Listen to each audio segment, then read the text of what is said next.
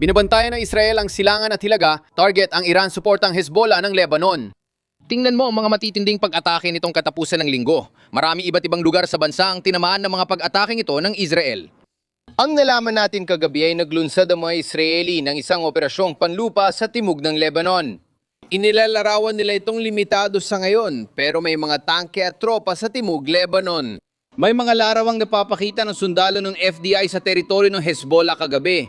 Ang interesante dito, may mga ulat na nagsasabing hanggang 450,000 na Israeli reservists ang maaaring ipatawag sa mga susunod na araw para sa isang operasyong panlupa laban sa Hezbollah. May senyales na kakalat ito sa Timog Lebanon para dalhin ang labanan sa pangunahing kinatawan ng Iran sa rehiyon. Mga kaibigan, Kaya Trey, may impormasyon ba tungkol sa koneksyon ng internet para makita natin kung ano ang nangyayari sa tira para sa mga tao? Wala. Nakikikita nila ang nangyayari. Sige, naintindihan ko.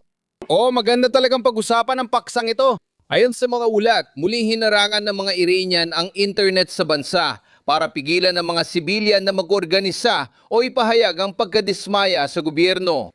Tandaan na itong mga protesta ngayong taon, nakipag-ugnayan ng Fox News sa maraming gumagamit ng Starlink sa Iran. Nakakatanggap sila ng mensahe at larawan mula abroad, pero nahirapan ang mga sibilyan nitong huling 2 buwan.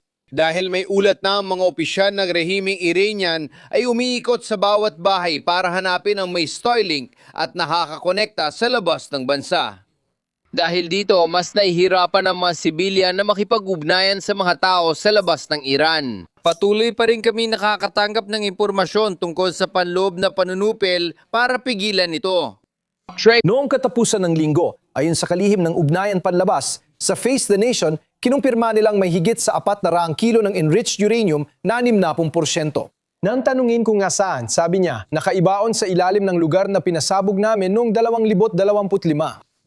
Pwede kang gumawa ng palayo. Posible bang matapos ang sigalot kung alam mong meron pa rin sila at kumpirmadong enriched ang uranium? Sa tingin mo ba pareho silang magiging kontento balang araw na tapusin ito? Tapusin ang komprontasyon dahil dyan? Hindi pa rin doon. Nakausap ko si Pangulong Trump noong nakaraang linggo. Sinabi niyang may bagong nuclear na lokasyon ang Iran.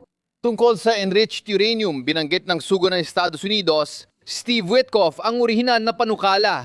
Mayroon silang 460 kilo ng uranium na nasa 60%. Isang hakbang na lang papunta sa 70% na siyang material na ginagamit para sa paggawa ng nuclear na bomba. Kahit may 460 kilo sapat na ito para sa 11 nuclear armas, kaya hindi pa rin makukontento ang mga Amerikano at Israeli. Trey, maraming salamat ha. Pinag-uusapan namin yan nung weekend. Paano natin makukuha ang enriched uranium na hindi tayo tinatamaan ng sandatang nuklear o nadadamay ang ating tropa at walang malakas na pagsabog? Delikado, hindi ko alam kung paano ito alisin o papasukin at pasabugin. Alam ko kayang alisin ng mga espesyalista yan. Kailangan nating magsimula ngayon.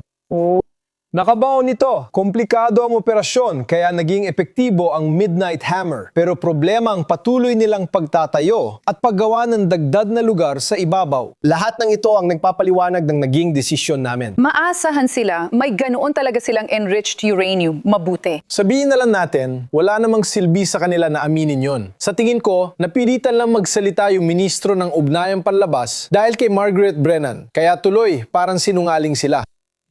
Hindi namin pinayaman ang uranium ng higit sa 3% para ito sa enerhiya. Pero ngayon, nasa 60% na sila. Isang linggo bago. Oo, tapos, mga sinumaling sila.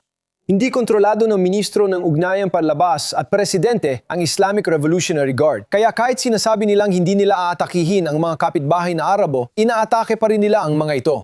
Huwag mong sabihing military installations lang ang target mo. Kita namin ang pinsalang ginawa mo sa mga opisina.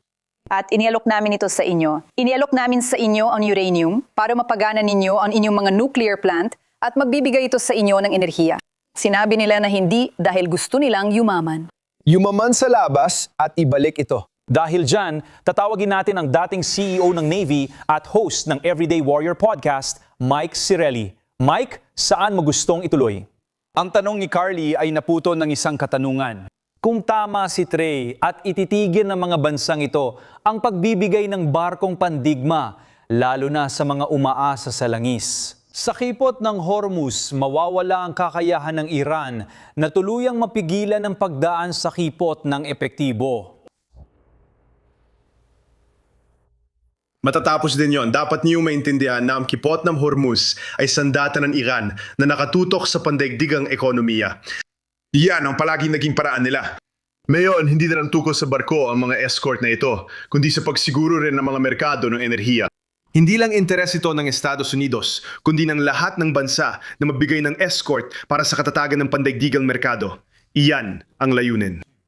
Sige, Mai, pakilalim pa ito sa amin ng mas tactical. Ano sa tingin mo ang mga susunod na hakbang para mapanatili ang seguridad ng kipot ng Hormuz at maibalik ang pandaigdigang seguridad sa ekonomiya? Magandang tanong, Carly. Kaya tingnan mo, dapat nating balikan ang matagal ng pulisya ng IRGC kapag ang bayan nila ay nasa panganib o inaatake gaya mayon. Lagi nilang ginagamit ang leverage ng presyon sa kipot ng Hormuz para tumaas ang gastos ng digmaan sa rehiyon at buong mundo. Kaya, mga kasama, bukod sa escort, kailangan nating ipagpatuloy ang sistematikong pagsira sa kanilang lakas sa pag-atake. Kasama rito ang isla ng Kharg, 70% hanggang 75% ng kanilang pag-export ng langis ay dumadaan doon. Maaring tumaas ang tensyon sa isang limitadong opensiba ng mga marinong Zerseri sa isla gamit ang amphibious assault para sakupin ang mahalagang lugar. Mahalaga ang isla ng Kharg hindi lang bilang cash register, kundi pati sa estratehiya laban sa Iran. Dahil dito, mahalaga ito, nasa estratehikong lokasyon sa kipot, nagsisilbing base para sa ating pag-usad hanggang matapos ang labanan.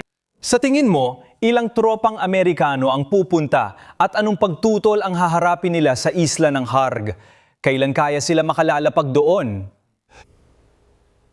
Todd, nakatagap kami ng mga ulat na inatake natin ang mahigit 70 target na militar sa isla ng Kharg. May mga pasilidad ng IRGC na hukbong dagat at infrastruktura ng langis ang isla.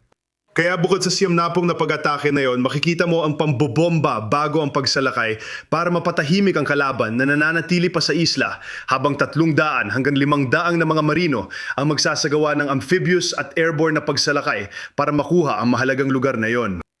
Oh, yon ang ibig kong sabihin. Tungkol sa mga tropa sa lupa na gustong iwasan ng karamihan dito.